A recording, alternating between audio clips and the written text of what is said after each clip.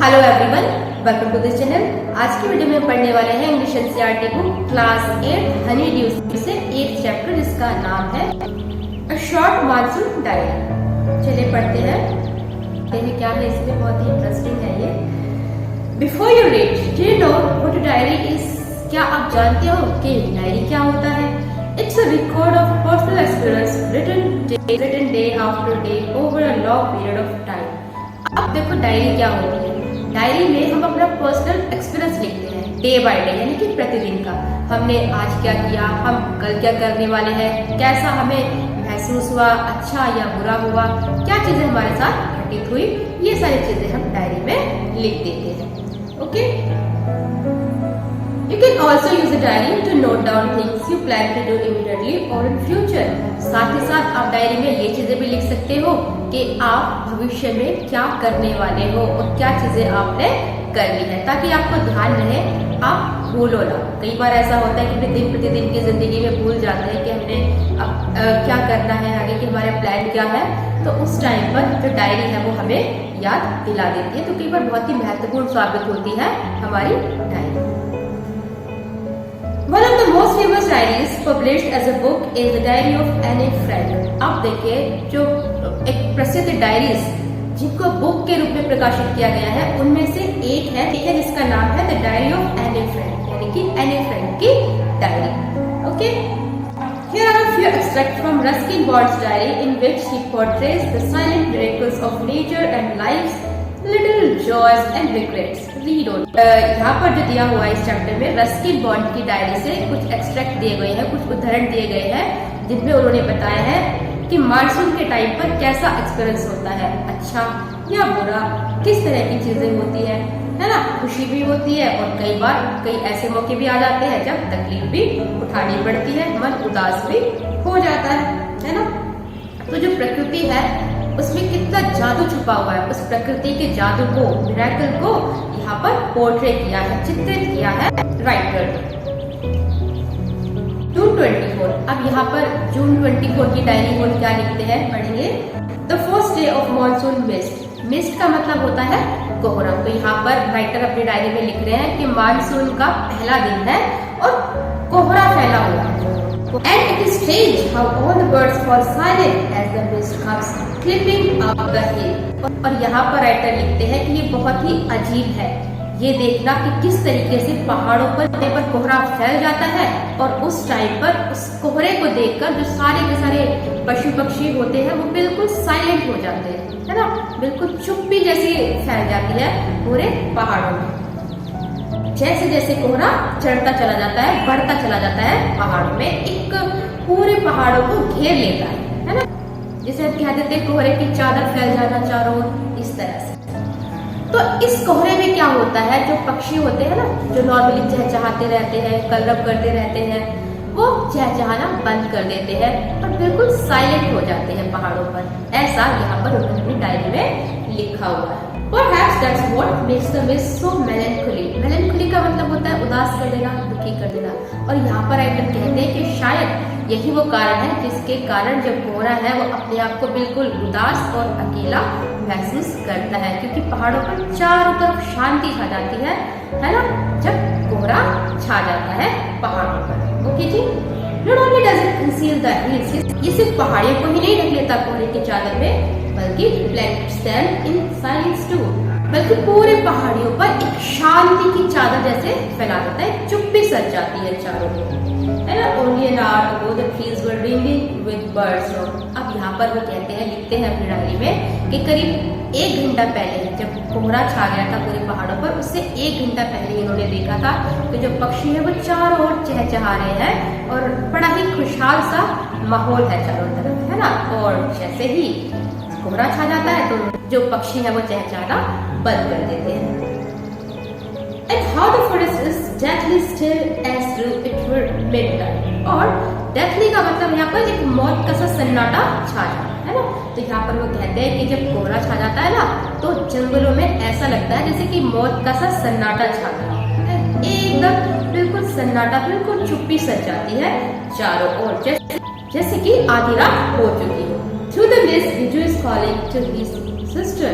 अब यहाँ पर राइटर लिखते हैं अपनी डायरी में कि इतने कोहरे के माहौल में जब चारों ओर बिल्कुल चुप्पी सजी हुई है, सब लोग अपने घरों में है, पक्षियों ने चहचहाना बंद कर दिया है, उस टाइम पर जो बीजू है वो अपनी सिस्टर को आवाज लगा रहा है, उसको बुला रहा है। I can hear him running about on the hillside, but I cannot see. तो यहाँ पर वो लिखते हैं कि मैं बीजू की आवाज तो सुन पा रहा हूँ कि वो भाग रहा है पहाड़ों में, अपनी सिस्टर को बुला रहा है, लेकिन कोहरा इतना ज्यादा घना है कि मैं देख नहीं पा रहा हूँ बीजू को, है ना, कि कौन है और क्या हो रहा है।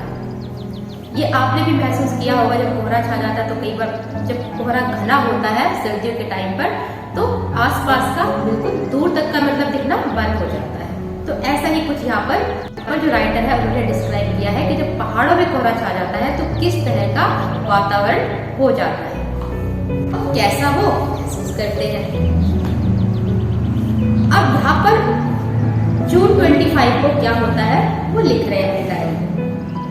Some genuine early monsoon rain, warm and humid, and not that cold high altitude stuff we have been having all year. अब genuine का मतलब होता है असली, early का मतलब होता है शुरुआती, humid का मतलब होता है उमस भरा और warm का मतलब आपको पता ही है गर्म होना। तो यहाँ पर वो कहते हैं कि जो शुरुआती मानसून की बारिश होती है ना, वो गर्मी और उमस से भरी हुई होती है और उतनी ठंडी नहीं होती जितना कि नॉर्मली पहाड़ों पर देखने के लिए मिलता है, ऊंची जगह पर देखने के लिए मिलता है। हाई एल्टीट्यूड से मतलब जो ऊंची जगह होती है, ऊंचे पहाड़ी इलाके, उनको मिलता है ना जी। The plant seems to know it too. अब यहाँ पर वो कहते हैं कि ये सब पौधों को भी पता है कि जो शुरुआती मानसून होती है वो कैसी होती है, उस टाइम पर जो बारिश है वो ठंडा करती है वातावरण को या फिर गर्म करती है या उमस भरा करती है ना, और बाद की बारिश होती है तो क्या होता है। And the first cobra lily wears its hat from the first as I walk up the bank and post office. तो यहाँ पर वो कहते हैं, लिखते हैं अपनी डायरी में, यहाँ पर rears का मतलब होता है सिर को उठाना, first का मतलब होता है एक छोटे छोटे पत्तियों वाला, घनी पत्तियों वाला पौधा जिसके अंदर फूल नहीं होते। यहाँ पर जो राइटर है वो लिख रहे हैं अपनी डायरी में कि जब मैं बैंक और पोस्ट ऑफिस गया तो उस टाइम पर एक पहला कोबरा लिली, ये फ्लावर है जैसे कि आप पिक्चर में देख पा रहे हो, कोबरा लिली, उसने अपना सिर उठाया, है ना, सिर उठाया किसके बीच में से, फर्न्स के बीच में, बिना फूलों के घनी पत्तियों वाले पौधों के अंदर से, है ना। और जो कोहरा था उसके कारण चारों तरफ एक अजीब सी शांति तो थी ही, लेकिन एक गोपनीयता, एक रहस्य भी बना हुआ था, पता नहीं चल रहा था कि कहाँ पर क्या हो रहा है।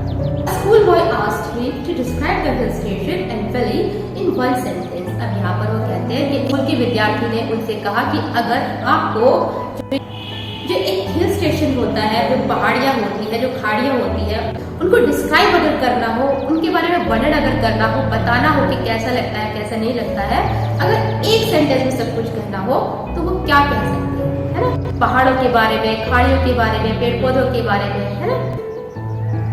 Paradise that might have been, तो यहाँ पर राइटर लिखते हैं अपनी डायरी में, वो इतना ही लिख सकते हैं कि धरती पर अगर कोई स्वर्ग है तो वो पहाड़ी क्षेत्रों में ही हो सकता है। तो इतना सुंदर लगता है बारिश के टाइम पर पहाड़ी क्षेत्र। यहाँ पर जो राइटर है उन्होंने डिस्क्राइब किया है अपनी डायरी में। जून 27, अब जून 27 को क्या हुआ था वो अपनी डायरी में लिखते हैं। The rains have heralded the arrival of some seasonal visitors, a leopard, a several thousand leeches. अब यहाँ पर देखिए heralded का मतलब होता है घोषणा करना, ठीक है, leopard का मतलब होता है चीता और यहाँ पर leeches जो है उसका मतलब होता है जोग। तो वो कह रहे हैं कि जो बारिश जब आती है तो साथ में ये भी घोषणा करती है कि इसके साथ साथ जो मौसमी जीव है ना वो भी आएंगे, ठीक आएंगे, जो नॉर्मली बारिश के टाइम पर देखने के लिए मिलते हैं, जिनमें होड़ेका है, लियोपार्ड है, चीता या फिर सैकड़ों जोग।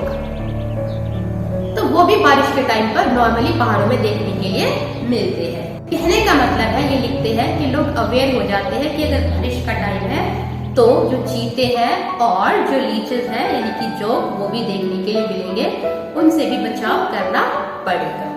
ठीक, बारिश के आने का मतलब ही होता है। Yesterday afternoon, the leopard lifted a dog from near the servants' quarter below the school. अब यहाँ पर राइटर अपनी डायरी में लिख रहे हैं कि कल की दोपहर एक लियोपार्ड यानी कि एक चीता जो था वो आया हुआ, और एक पास में ही जो सर्वेंट्स हैं, नौकर जो है, उनके रहने के लिए एक क्वार्टर बनाए गए थे, उनमें से एक डॉग को उठा ले जाता है चीता, जो कि स्कूल के पास ही है। In the evening, it attacked one of Biju's cows. अब शाम के टाइम पर जो चीता था उसने हमला किया किसके ऊपर? बीजू की जो इतनी सारी गाय थी ना, उन गायों में से एक गाय के ऊपर चीते ने हमला किया, है ना? But fled at the approach of Biju's mother, who came screaming imprecations. अब देखिए imprecations का मतलब होता है अब शब्द कहना, गाली गलौज करना, श्राप देना, ये हो जाए वो हो जाए, है ना, इस तरह की चीजें। और स्क्रीमिंग का मतलब होता है चिल्लाना, अप्रोच का मतलब होता है आना, और फ्लड का मतलब होता है भाग जाना। तो यहाँ पर वो लिखते हैं अपनी डायरी में कि बीजू की एक गाय पर चीते ने हमला किया, लेकिन वो भाग गया जब उसने देखा बीजू की माँ को आते हुए, जो कि बड़ा चिल्लाते हुए, गाली गलौज करते हुए, श्राप देते हुए आ रही थी, तो वहां से वो डरकर भाग जाता है ना? As for the leeches, I shall soon get used to a little bloodletting every day. अब यहाँ पर ब्लडलेटिंग का मतलब होता है खून बहाना, है ना? तो कहते हैं कि जो लीचेस है ना, अब बारिश के टाइम पे लीचेस जोक तो आती है, तो वो कहते हैं, यहाँ पर लिखते हैं कि जल्द ही मुझे आदत हो जाएगी रोज खून बहाने की, क्योंकि कोई ना कोई जोक जो है वो काटेगी और खून तो बहना निश्चित ही है, तो अपनी एक आदत वो बना लेंगे जल्द ही। Other new arrivals are the scarlet mini bats. The females are yellow. अब यहाँ पे है जो scarlet mini bats है ना, ये पहाड़ी पक्षी है ना, जैसे कि कोयल होती है हमारे यहाँ पर, इसी तरह से यहाँ पर पहाड़ों में मिलने वाले पक्षी है ये। और कहा गया है कि जो येलो जो रेड कलर के ये नॉर्मली होते हैं, लेकिन ये भी लिखा है साथ में कि जो फीमेल बर्ड्स होते हैं वो येलो कलर के होते हैं, ऐसा उन्होंने टाइम पे लिखा है। Flitting silently among the leaves like brilliant jewels. अब पक्षी थे ना, वो पेड़ों की पत्तियों में छिपकर बैठे हुए थे, बड़े आराम से चुपचाप, और ऐसा लग रहा था जैसे कि कोई हीरे जवाहरात हो, है ना, बिल्कुल चमकीले सुंदर से रेड और येलो कलर के। And no matter how leafy the trees, these brightly colored birds cannot conceal themselves, although by remaining absolutely silent, they sometimes contrive to go unnoticed. यहाँ पर देखिए कंसील का मतलब होता है अपने आप को छुपा लेना, है ना, ढक लेना। एब्सोल्युटली का मतलब होता है बिल्कुल, एब्सोल्युटली साइलेंट का मतलब होता है बिल्कुल शांत, चुप, है ना। और कंट्राइव का मतलब होता है उपाय। तो यहाँ पर जो राइटर है वो अपनी डायरी में लिखते हैं ना, जो पेड़ है वो बेशक कितने ही घने हो, कितनी घनी पत्तियां हो, लेकिन जो पक्षी है वो अपने आप को छुपा नहीं पाते हैं इन पत्तियों के बीच, कहीं ना कहीं से दिख ही जाते हैं, क्योंकि बड़े ही चमकीले, बड़े ही सुंदर रेड और येलो कलर के होते हैं, है ना। हालांकि चुप बैठते हैं, पर फिर भी कई बार नोटिस हो जाते हैं, अपने आप को छुपा नहीं पाते हैं, लेकिन कभी कभी वो ऐसा उपाय ढूंढ लेते हैं कि थोड़ा बहुत अननोटिस हो जाते हैं, है ना।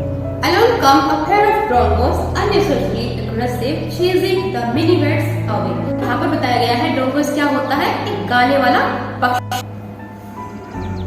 तो यहाँ पर बताया गया है कि ये जो ड्रोंगोस होते हैं ना, गाने वाले जो पक्षी होते हैं, बड़े ही गुस्से वाले होते हैं, और कई बार ये मिनी बैट्स का पीछा करते हैं।